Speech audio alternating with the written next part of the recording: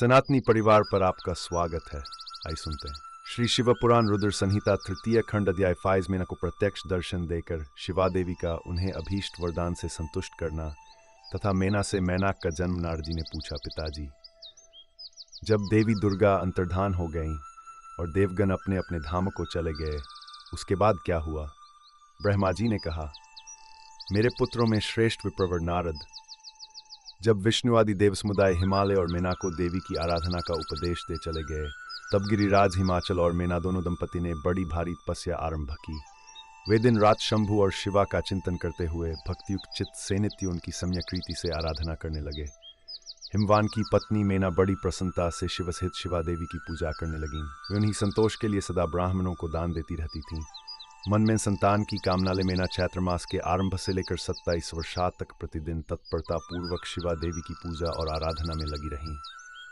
वे अष्टमी को उपवास, करकेनो मिकोल्डू, बलि सामग्री, पीठी, खीर और गंध पुष्प आदि देवी को भेंट करती थीं।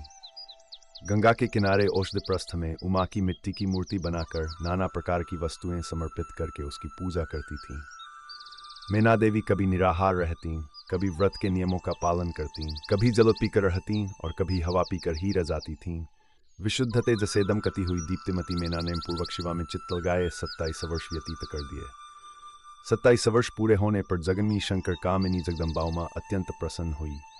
मेना की उत्तम भक्ति से संतुष्ट हो वे परमेश्वरी देवी उन पर अनुग्रह करने के लिए उनके सामने प्रकट हुई। तेजोमंडल के बीच में विराजमान तथा दिव्य अवयवों से संयुक्त उमा देवी प्रत्यक्ष दर्शन दे मेना से हंसती हुई बोली। देवी ने कहा, गिरिराज, हिमालय की रानी महासाध्वी मेना, मैं तुम्हारी तपस्या से बहुत प्रसन्न हूँ। तुम्हारे मन में जो अभिलाषा हो उसे कहो।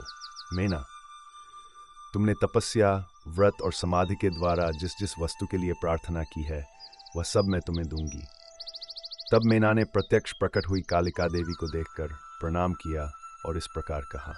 मेना बोली, देवी, इस समय मुझे आपके रूप का प्रत्यक्ष दर्शन हुआ है, अतः मैं आपकी स्तुति करना चाहती हूँ। कालिके, इसके लिए आप प्रसन्न हो। ब्रह्मा जी कहते हैं, नारद, मेना के ऐसा कहने पर सर्वमोहिनी कालिका देवी ने मन में अत्यंत प्रसन्न हो अपनी दोनों बाहों से खींचकर मेना को हृदय से लगा लिया। इससे उन्हें तत्काल महाज्ञान की प्राप्ति हो गई। फिर तो मेना देवी प्रिय वचनों द्वारा भक्ति भाव से अपने सामने खड़ी हुई कालिका की स्तुति करने लगी। मेना बोली, जो महमाया जगत को धारण करने वाली चंडिका, लोकधारिणी तथा संपूर्ण मनोवांछित पदार्थों को देने वाली हैं, उन महादेवी को मैं प्रणाम करती हैं। जो नित्य आनंद प्रदान करने वाली माया, योग निद्रा, जगत जननी तथा सुंदर कमलों की माला से अलंकृत हैं, उन नित्य सिद्धा उमा देवी को मैं नमस्कार करती हैं। जो सबकी मातामही, नित्य आनंदमयी, भक्तों के शोक का नाश करने वाली तथा कल्प पर्यंत नारियों एवं प्राणियों की बुद्धि रूपिणी है, उन देवी को मैं प्रणाम करती हैं। आप यतियों के अज्ञान में बंधन के नाश की हेतुभूता ब्रह्म विद्या है। फिर मुझ जैसी नारियां आपके प्रभाव का क्या वर्णन कर सकती हैं। अथर्ववेद की जो हिंसा मारण आदि का प्रयोग है वह आप ही हैं। देवी, आप मेरे अभीष्ट फल को सदा प्रदान कीजिए। भावहीन तथा अदृश्य नित्यानित्य तन्मात्राओं से आप ही पंचभूतों के समुदायक संयुक्त करती हैं। आप ही उनकी शाश्वत शक्ति हैं। आपको स्वरूप नित्य है। नमः शिवाय। श्री शिव पुराण रुद्र संहिता तृतीय खंड अध्याय 5 क्रमशः। आप समय समय पर योगयुक्त एवं समर्थ नारी के रूप में प्रकट होती हैं। आप ही जगत की योनि और आधार शक्ति हैं। आप ही प्राकृत तत्वों से परे नित्या प्रकृति कही गई हैं। जिसके द्वारा ब्रह्म के स्वरूप को वश में किया जाता है, वह नित्या विद्या आप ही हैं। मात, आज मुझ पर प्रसन्न होइए। आप ही अग्नि के भीतर व्यापक उग्र दाहिका शक्ति है। आप ही सूर्य किरणों में स्थित प्रकाशिका शक्ति है।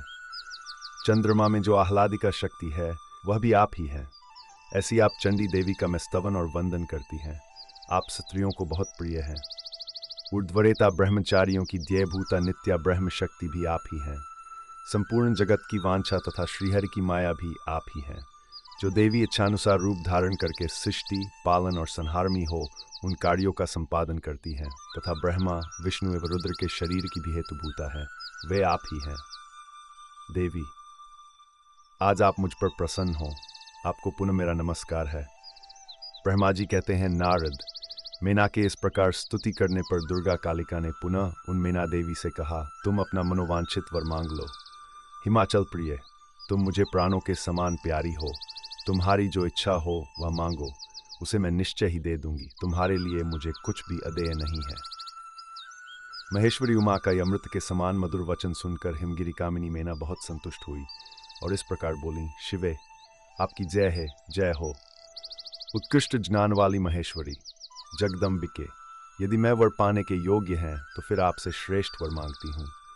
जगदम्बे, पहले तो मुझे 100 पुत्र हों, उन सब की बड़ी आयु हो, वे बल पराक्रम से युक्त तथा रिद्धि सिद्धि से संपन्न हो। उन पुत्रों के पश्चात मेरे एक पुत्री हो, जो स्वरूप और गुणों से सुशोभित होने वाली हो, वह दोनों कुलों को आनंद देने वाली तथा तीनों लोकों में पूजित से। जगदम्बिके, शिवे, आप ही देवताओं का कार्य सिद्ध करने के लिए मेरी पुत्री तथा रुद्रदेव की पत्नी होइए और तदनुसार लीला कीजिए। ब्रह्मा जी कहते हैं, नारद। मेनका की बात सुनकर प्रसन्नदया देवी उमा ने उनके मनोरथ को पूर्ण करने के लिए मुस्कुराकर कहा। देवी बोली, पहले तुम्हें 100 बलवान पुत्र प्राप्त होंगे। उनमें भी एक सबसे अधिक बलवान और प्रधान होगा, जो सबसे पहले उत्पन्न होगा। तुम्हारी भक्ति से संतुष्ट हो, मैं स्वयं तुम्हारे यहाँ पुत्री के रूप में अवतीर्ण होंगी और समस्त देवताओं से सेवित हो उनका कार्य सिद्ध करूंगी। ऐसा कहकर जगद्धात्री परमेश्वरी कालिका शिवा मेनका के देखते देखते वहीं अदृश्य हो गईं। तात, महेश्वरी से अभीष्ट वर पाकर मेनका को भी अपार हर्ष हुआ। उनका तपस्याजनित सारा क्लेश नष्ट हो गया। मुने, फिर कालक्रम से मेना के गर्भ रहा और वह प्रतिदिन बढ़ने लगा। समयानुसार उसने एक उत्तम पुत्र को उत्पन्न किया, जिसका नाम मैनाक था। उसने समुद्र साथ उत्तम मैत्री बांधी। वह अद्भुत पर्वत नागवधुओं के उद्भव का स्थल बना हुआ है। उसके समस्त अंग श्रेष्ठ हैं। हिमालय के 100 पुत्रों में वह सबसे श्रेष्ठ और महान बल पराक्रम से संपन्न है। अपने से या अपने बाद प्रकट हुए समस्त पर्वतों में एकमात्र मैनाक ही पर्वतराज के पद पर प्रतिष्ठित है। और भी ऐसी कथा सुनने के लिए बने रहिए। हमारे साथ सनातनी परिवार चैनल पे लाइक करें, शेयर करें, सब्सक्राइब करें।